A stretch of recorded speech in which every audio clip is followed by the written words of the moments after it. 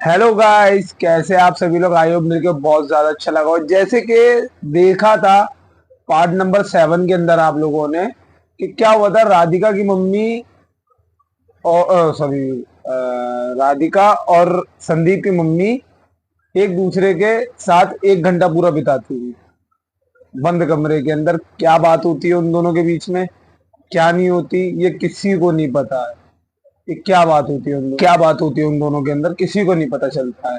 ठीक है। संदीप पूछता भी है अपनी मम्मी क्या बात हुई।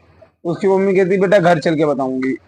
तो ऐसी क्या बात हुई होगी उन दोनों के बीच में कि उसकी संदीप की मम्मी ने संदीप से कहा कि बेटा घर चल के बताऊंगी। ऐसी क्या बातचीत हुई, क्या लगता है आप लोगों को। मुझे लगता है, लग रहा है ज्यादा कोई सीरियस बात हुई है। तो चलिए, सगाई सगाई का टाइम आ चुका था, सगाई होने जा रही थी। उससे पहले क्या होता है कि संदीप, संदीप के पापा, संदीप के चाचा और उसके रिलेटिव सब बैठे होते हैं एक साथ। ठीक है।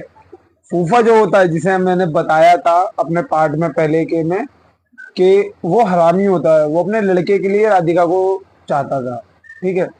तो इस चक्कर में तो वो थोड़ा अनाप शनाप बकता है, कहता है लड़कों की पता लड़के वालों की क्या हैसियत है क्या नहीं है, और शादी कर दे रहे हैं लड़की की हमारी, पता नहीं क्या है क्या नहीं है। तो उसे पता नहीं चलता है कि ये कौन है। तो संदीप के चाचा कहते हैं अच्छा। तो पूछते हैं लड़की वाले कितने कमाते होंगे उनका परिवार। तो बोलता है 1 से 2 लाख रुपए महीना। तो बोलता है अच्छा, लड़के वालों की तुम्हें हैसियत पता है कितनी है। कह रहा नहीं, मैंने तो देखा भी नहीं लड़का कैसा है, लड़का कौन है क्या है कुछ पता ही नहीं मुझे। तो उसके बाद क्या होता है, उसके बाद क्या होता है, संदीप की बात होने के बाद उसके फूफा जो होते हैं लड़की के, वो ये बात कहते हैं। तो चाचा जवाब देता है ठीक है, लड़की की हैसियत, लड़की वालों की हैसियत पता थी। ठीक है, अब लड़के वालों की हैसियत बतानी थी। तो लड़के वालों की हैसियत चाचा बताता है कि 5 लाख रुपए महीना आता है लड़के वालों को, महीना कमाते हुए। तो फूफा पूछता है आपको कैसे पता। वो कहता है आपको कैसे पता। तो वो कहता है मैं उसका चाचा हूँ, और ये बेटा लड़का, ये बेटा लड़के के पापा और बाकी रिश्तेदार। फूफा चुपचाप उठता और चला गया।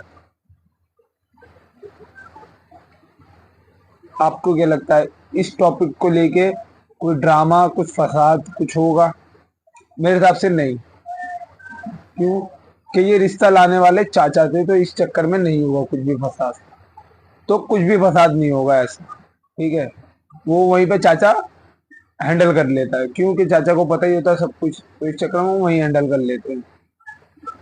तो वहीं हैंडल कर लेते हैं। हैंडल करने के बाद क्या होता है, तो सगाई होने जाती है। तो पंडित जी कहते हैं लड़का और लड़की को भाई स्टेज पे ले आओ। लड़का लड़की स्टेज पे आ जाते हैं। तो रिंग पहना दी जाती है, भाई एक दूसरे को रिंग पहना देते हैं। ठीक है। होने के बाद सब कुछ काम अच्छा अच्छा हो जाता है, कोई डिस्टर्ब नहीं, कोई वॉलेंस नहीं, कोई कुछ नहीं होता, फिर सारा काम अच्छा हो जाता है। तो सारा काम अच्छा हो जाता है। तो उसके बाद क्या होता है, लड़की वाले कहते हैं चलिए ठीक है अब फंक्शन खत्म हो गया, चलिए आप भी घर जाइए और हम लोग भी। तो लड़की वालों घर चले जाते हैं, अपना सारा काम निपटा उटू के लड़के वाले भी सब लोग अपने अपने घर चले जाते हैं। जैसे ही सब घर चले जाते हैं उसके बाद क्या होता है, जैसे संदीप अपने मम्मी के साथ घर पे पहुंचता है तो मम्मी से तुरंत पूछता है वो बात को। संदीप तुरंत घर पहुंचने के बाद अपनी मम्मी से वो बात पूछता है, मम्मी क्या बात हुई थी आपकी और राधिका की उस कमरे के अंदर 1 घंटा। तो वो कहती बेटे कुछ खासा खास नहीं थी, तू अपना काम कर। ये बोल के मम्मी टरका देती है उसे। जैसे घर पहुंचने के बाद जब पूछता है तो उसकी मम्मी उसे टरका देती है। तो ऐसा क्या हुआ था, क्या लगता है आपको। चलिए, मैंने इस पार्ट में भी नहीं बताया, मैं अगले पार्ट में आपको जरूर बताऊंगा कि संदीप की माँ से राधिका का और संदीप की माँ की क्या बातचीत हुई थी। गारंटी के साथ अगर आपने सुन ली वो बात तो आप हिमके रह जाओगे। ऐसी बात हुई थी उन दोनों के बीच में, जब भी संदीप की माँ उसे बताने से डर रही है उस बात। ऐसा क्या बोला राधिका ने, आपको क्या लगता है। अगर आपको पता है, कुछ कुछ अंदाजा है, तो प्लीज कमेंट बॉक्स के अंदर कमेंट करिए, और चैनल को फॉलो और लाइक और शेयर और कमेंट तो जरूर छोड़ना नहीं है। Okay bye.